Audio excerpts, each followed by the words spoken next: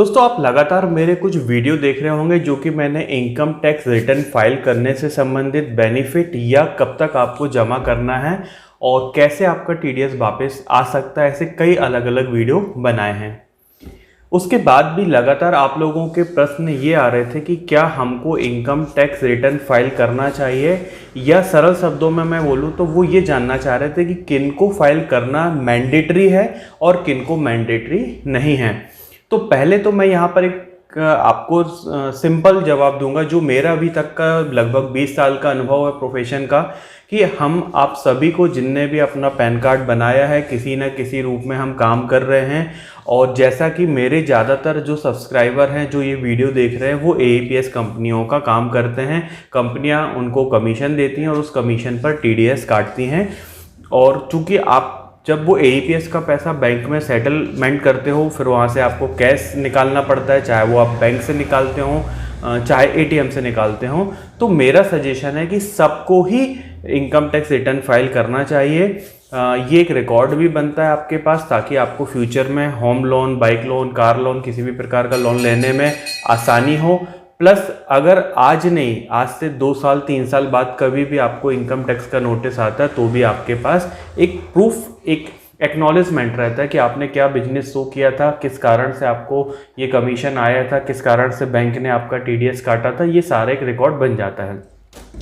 तो ये तो हुआ मेरे हिसाब से कि सभी को करना चाहिए, लेकिन फिर भी अलग अलग और कुछ नियम हैं जिसको मैं यहाँ पर बता रहा हूँ। आप उस क्राइटेरिया में यदि आते हैं तो आपको मस्ट है, मतलब करना ही है, आप उसमें गैप नहीं करेंगे। प्रीवियस वीडियो में मैं बता चुका हूँ कि आप 31 जुलाई 2022 अभी लास्ट डेट है। अगर ये डेट नहीं बढ़ती तो इसके पहले ही आपको यहाँ पर भर लेना है।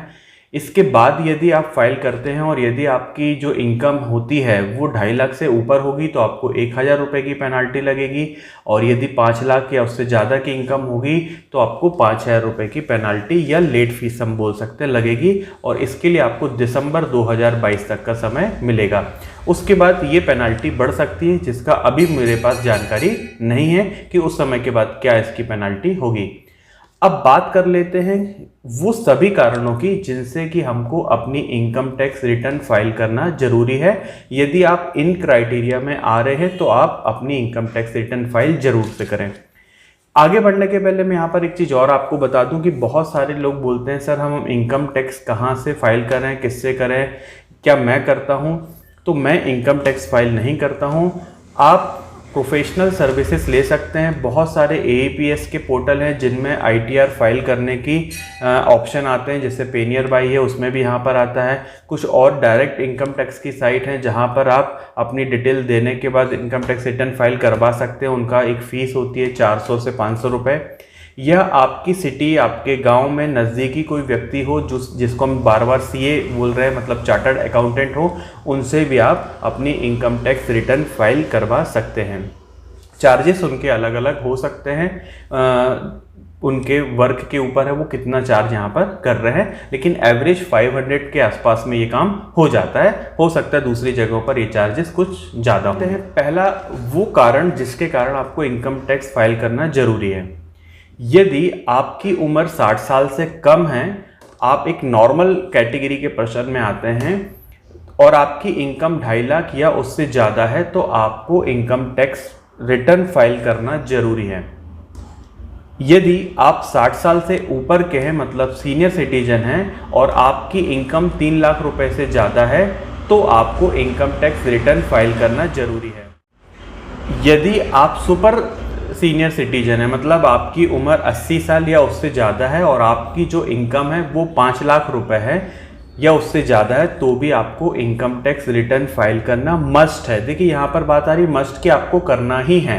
यदि इससे कम है तो आप चाहे तो अवॉइड कर सकते हैं, लेकिन मेरा सजेशन वही रहेगा कि आपको इनकम टैक्स रिटर्न फाइल करना ही चाहिए। दूसरा यहाँ पर होता है कि आपका एक फाइनेंशियल ईयर में करंट अकाउंट में यदि आपने कैश का जो लेन देन है वो 1 करोड़ रुपए से ज़्यादा, 1 करोड़ रुपए से ज़्यादा का किया है तो भी आपको इनकम टैक्स रिटर्न फाइल करना जरूरी है। यदि आपने एक फाइनेंशियल ईयर में सेविंग अकाउंट में 50 लाख रुपए से ज़्यादा का जमा निकासी किया है तो भी आपको इनकम टैक्स रिटर्न फाइल करना जरूरी है। उदाहरण के लिए जैसे अगर आप मान लीजिए AEPS का काम करते हैं और आपने 1 लाख रुपए का विड्रॉल किया, फिर आप उसको बैंक में सेटल करते हैं, वो पैसा बैंक में जाता है और वहाँ से फिर आप कैश निकाल के लाते हैं, तो यहाँ पर आपका 1 लाख रुपए का विड्रॉल हो गया। अब साल भर में सेविंग अकाउंट में इस तरह अगर आपका 50 लाख का विड्रॉल हो जाता है और यदि करेंट अकाउंट में 1 करोड़ या उससे ज़्यादा का हो जाता है, तो भी आपको यहाँ पर मस्ट है कि आपको इनकम टैक्स रिटर्न फाइल करना जरूरी है। और वैसे भी आप जानते हैं कि यहाँ पर बैंक आपका TDS काट ले। यदि आप कोई बिजनेस करते हैं, व्यापार करते हैं और वहाँ पर आपका जो टर्नओवर है वो 60 लाख या उससे ज़्यादा का है, तो भी आपको इनकम टैक्स रिटर्न फाइल करना जरूरी है। हम बहुत बड़े रूप में न लाएं, अगर हम अपने सब्सक्राइबरों की ही बात करें कि आपका एक ऑनलाइन की दुकान है जहाँ पर आप फोटोकॉपी करते हैं, आधार विड्रॉल का काम करते हैं, मोबाइल रिचार्ज का काम करते हैं, पैन कार्ड बनाते हैं, तो आपका यदि साल भर में आपके पास जो पैसा आ रहा है, यहाँ हम प्रॉफिट की बात नहीं कर रहे हैं, उदाहरण के लिए आपने किसी से पैन कार्ड बनाने का 150 रुपये लिया, उसमें आपको 40 रुपये बचा और मान लीजिए लगभग 110 रुपये के आसपास आपको उसमें चार्ज लग गया, तो यहाँ इनकम भली आपकी 40 हुई, लेकिन आपकी जो रिसिप्ट है, आपको जो कस्टमर से मिला पैसा वो 150 रुपये है।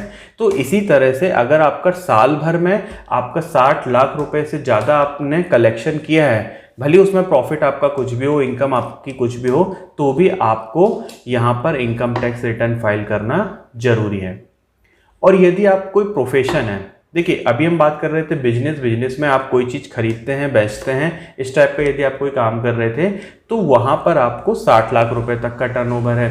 यदि आप किसी प्रोफेशन की श्रेणी में आते हैं, मतलब जहाँ पर आप केवल किसी को कोई सर्विस प्रोवाइड कर रहे हैं, कोई प्रोडक्ट सेलिंग का काम आप नहीं कर रहे हैं और वहाँ पर आपकी जो प्राप्ति है वो 10 लाख रुपए से ज़्यादा की है, तो भी आपको इनकम टैक्स रिटर्न फाइल करना जरूरी है।